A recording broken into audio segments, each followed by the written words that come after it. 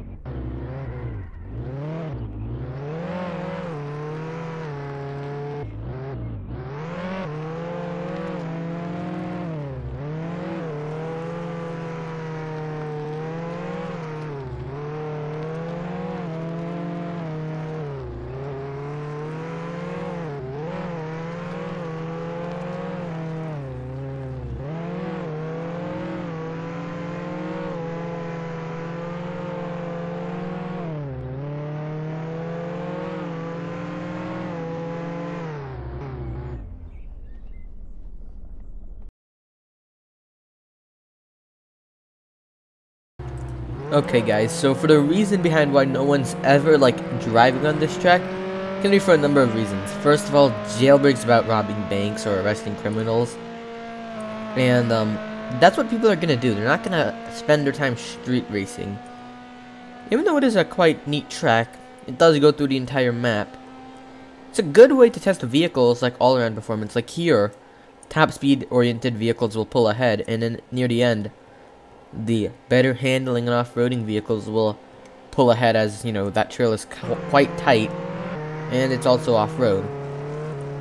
But another reason you may not see anyone racing on this road or racing on the circuit is because, you know, if you're a criminal, well, if you're in your racing, say there's a cop who set up a road spike right on over here by these flags, and you know you're just racing your friend in your roadster and your tires pop and the cop comes and arrests you. Yeah, not so fun, huh? Or if you're a cop doing the same thing, you come over here, your car gets stuck like that, and you just start taking a bunch of damage from a criminal shooting you. It's just really hard to do this in a public server. And as obviously most Jailbreak players play in a public server, they're not gonna do this because it's too hard. Also, the track's kind of difficult to memorize. I mean, like, there's these flags, yeah, they mark the track, but they're still just like kind of difficult. Like, especially right here, you don't know if you'll go left or right until you go both ways and see the flags. You need to like place some flags over there or something, because yeah, there really isn't that many references. Like here, it's obvious you're gonna go down there because this just leads to a dead end. So really, it isn't like a bad track, but it's not necessarily useful. What would be cool is if, like, you know, like how in Vehicle Simulator, for example, it's like, or like Ultimate Driving, it like, you know, like locks people into a race and whatnot. Well, specifically Vehicle Simulator, like you go into this like little bubble area, or it's like a little like area like closed out to the other areas, like it's in a colored barrier that you can drive into, and it like teleports you to the start of the race, and you're like ghosted from other players that aren't in the race. That's what they should do here if they want people to do these races. They have it so people are ghosted from the cops. So like if you're a criminal and you're driving your little McLaren or Ferrari or Lamborghini, most likely is what people will drive. But if you're driving your car and a cop like uses road spikes, your car won't go on and get its tires popped on the road spikes because you're in a race and you can't be ejected from the car. If they try to eject you, it'll say player is currently in a race.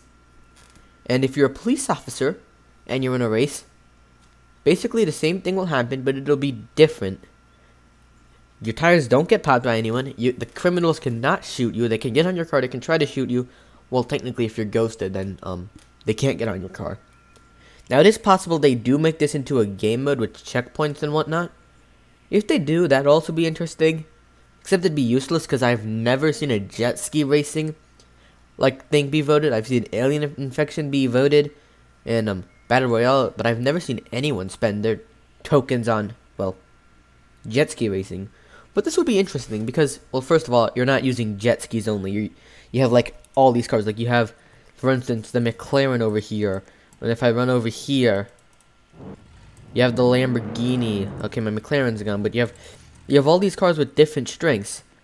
So I don't think this would be like a good mini game because there's multiple different cars, and you could say, well, disable them and just like have the free cars. Like in Battle Royale, you can only use a Jeep or a Camaro. I think that's a horrible idea because I don't think anyone wants to drive a Jeep and a Camaro around the entire map. I think it should just be like, just like what I said in Vehicle Simulator, not a game mode. And I think if they do that, you might see it be used more, especially if it gave a money reward, like say like 10,000, no, not 10,000 first place. Let's do 5,000 for first place, 3,500 for second place, 1,500 for third place, and $500 for fourth and below. Each race will consist of 8 players, and that's how I think you should make the races for them to be used, because they are currently not used at all, like for the reasons I've already said. You can get arrested while racing, you can get killed while racing, your tires can pop while racing,